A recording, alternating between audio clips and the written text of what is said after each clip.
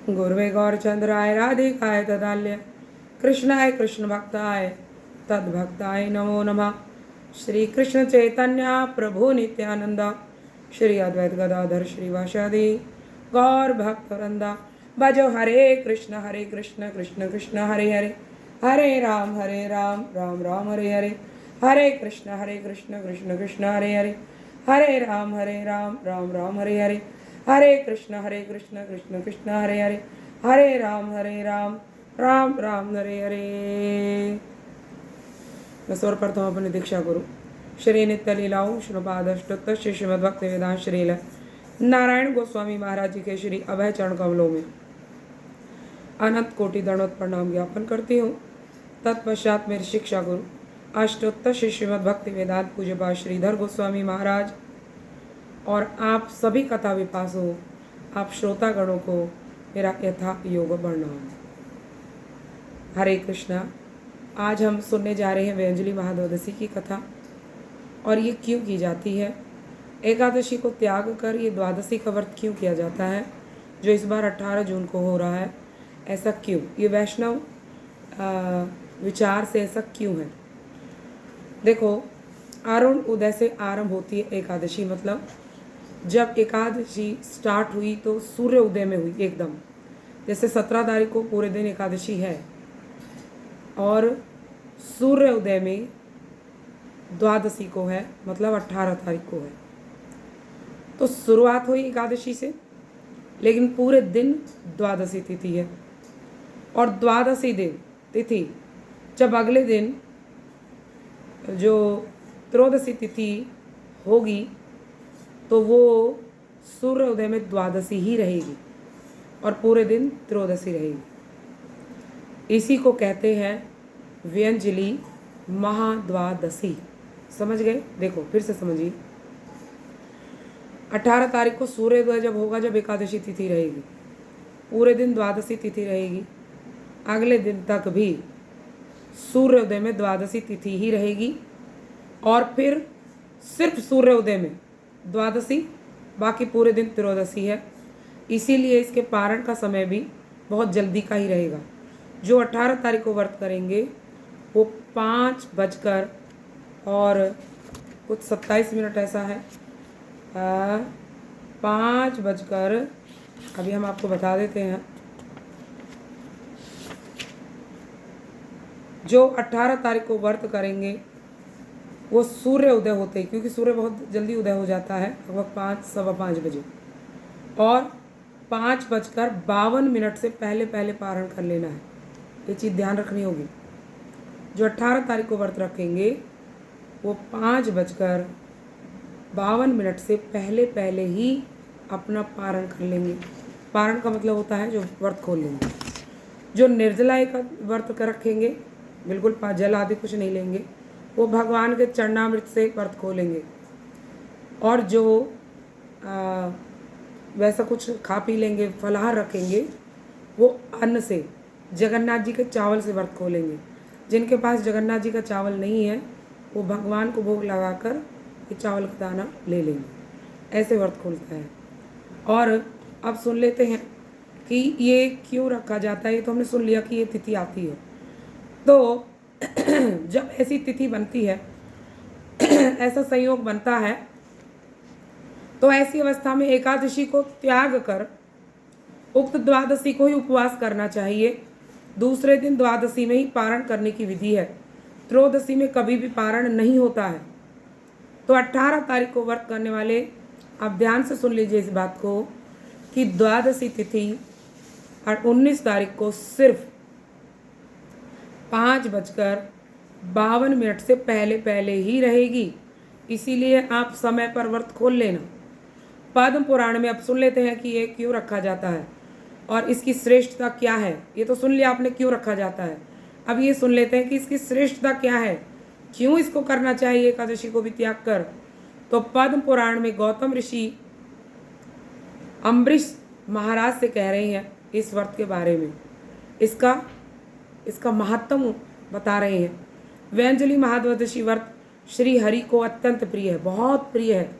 और देखना आप, ये बहुत कम आता है, ऐसा हर वर्ष नहीं होता है, कभी कभी होता है ऐसा। व्यंजली महाद्वादशी द्वादशी व्रत भगवान को बहुत प्रिय है और एक अश्वमेघ यज्ञ सहस्त्र अग्नि ओष्ठ यज्ञों से अधिक श्रेष्ठ है ये। पुनः एक वाजपेयी यज्ञ सहस्त्र अश्वमेघ यज्ञों की अपेक्षा ज़्यादा श्रेष्ठ होता है और एक पुंडरीक यज्ञ सहस्त्र वाजपेयी यज्ञों की अपेक्षा अधिक श्रेष्ठ होता है। सहस्त्र का मतलब होता है 100 गुना। और एक एक राजस्व यज्ञ सहस्त्र सोत्रामणि यज्ञों की अपेक्षा इन सबसे अधिक, जानते हो, एक व्यंजली व्रत श्रेष्ठ होता है। व्यंजली व्रत सहस्त्र राजस्व यज्ञों की अपेक्षा ज़्यादा श्रेष्ठ होता है। कली काल में व्यंजली शब्द से उच्चारण मात्र से ही जो एक बार ये कह देंगे बोल व्यंजली महाद्वादशी तिथि की जय, जो मात्र इतना भी बोल देंगे कलयुग में, कली काल में, इस उच्चारण मात्र से इस जयकार करने से ही उसको 10,000 जन्मों में किए गए उसके सारे पाप नष्ट हो जाते हैं। इतनी श्रेष्ठ है ये व्यंजली महाद्वादशी। गुरुदेव के प्रसन्न होने पर श्री हरि प्रसन्न होते हैं, ये सब जानते हैं और ये अच्छे से समझना भी चाहिए। यदि गुरुदेव प्रसन्न हो गए तो हरि अपने आप प्रसन्न हो जाते हैं, इसमें कोई संदेह नहीं है।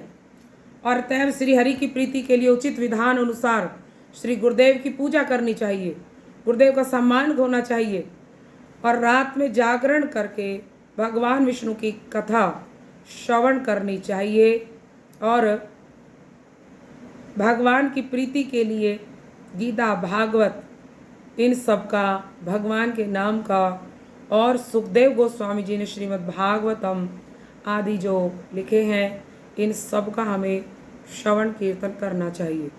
और क्या करना चाहिए पूरे दिन? श्री हरि के समक्ष उनसे संबंधित कुछ भजन, नृत्य, वाद आदि ये अनुष्ठान कर कर भगवान अति संतुष्ट होते हैं, तो ये सब हमको करना चाहिए। ब्रह्मवैवर्त पुराण में भी वर्णित हुआ है कि व्यंजली द्वादशी आने पर गरुड़ ध्वज श्री भगवान अपने लोक से पृथ्वी पर अवतीर्ण होकर उक्त व्रतधारी में प्रवेश कर कर अवस्थान करते हैं। यमराज व्यंजली विमुख विप्र को देखने से हर्षित होकर चित्रगुप्त के साथ परामर्श करते हैं। देखो क्या कह रहे हैं, यमराज भी, एक ब्राह्मण कुल तो बहुत श्रेष्ठ कुल होता है, कह रहे कि यमराज भी यदि कोई व्यंजली नहीं की, व्यंजली विमुख विप्र मतलब ब्राह्मण को देखने से खुश हो जाते हैं और चित्रगुप्त के साथ परामर्श करते हैं कि अभी इसका पूर्वकृत समस्त पुण्य अभी, हाँ, क्या परामर्श करते हैं कि यह मंद आत्मा विष्णु व्रत से चूक गया, व्यंजली द्वादशी के व्रत से चूक गया, अतएव ये हमारे वश में है, अतएव ये हमारे वश में है। अभी इसका पुराने जन्मों के जो इतने भी पुण्य हैं उनको मिटा दो। देखो जो व्यंजली महाद्वादशी का व्रत नहीं करते उन ब्राह्मणों के पुण्य को भी मिटा दिया जाता है। ये हम नहीं कह रहे, ये ब्रह्मवैवर्त पुराण कह रहा है। यदि किसी को शक हो, डाउट हो तो ब्रह्मवैवर्त पुराण उठा के देख ले। व्यंजली व्रत के अनुष्ठान से समस्त व्रत, अखिल तीर्थ, स्नान और सब प्रकार का दान हो जाता है। काम, लोभ, दम पूर्वक भी यदि कोई इस व्रत का अनुष्ठान करे तो उसकी 3 पीढ़ियों के पाप ध्वंस हो जाते हैं। क्या करें? लोभ से भी कोई करे तो उसकी 3 पीढ़ियों के पाप ध्वंस हो जाते हैं। इस व्रत को करने से अनजाने या जानबूझकर किए गए आपके पिछले जन्म और इस जन्म के सभी अर्जित पाप खत्म हो जाते हैं। व्यंजली उपवास ही समस्त शास्त्रों का अर्थ है, यही सभी विद्वानों का मत है, तो हम सबको ये अवश्य करना चाहिए। अब देखिए ये हमारी गौड़े संप्रदाय के अनुसार हमने ये जो कथा थी ये हमने पढ़ी है, ये इसमें जो लिखा है, और इस ग्रंथ का नाम है श्री हरिवासर व्रत कथा। इसमें सब लिखा है, हमारे गुरु वैष्णव की कृपा से हम इसको सुन रहे हैं और इसको समझ रहे हैं।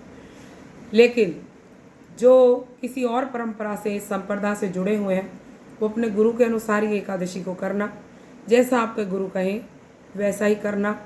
ये वैष्णव विचार है, ये गौड़ी वैष्णव का विचार है, तो हम गौड़ीय संप्रदाय से जुड़े हैं तो हम तो इसी को करेंगे, और जो हमसे जुड़े हैं वो भी इसी को करें, क्योंकि हम जो ये विचार आपके सामने रखते हैं ये हमारे गुरु वैष्णव के विचार हैं और हमें बहुत श्रेष्ठ, हमारे लिए तो बहुत श्रेष्ठ हैं ये।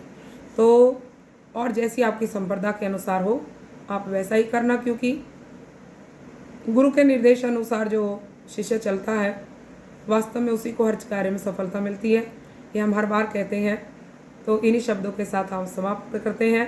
बोलो वेंजली महाद्वादशी तिथि की जय, बोलो श्री गुरुदेव महाराज की जय। वांछा कल्पतरुवैश्य कृपा सिंधु भय पतितानां पावनेभ्यो श्री वैष्णवेभ्यो नमो नमः। हरे कृष्णा, राधे राधे।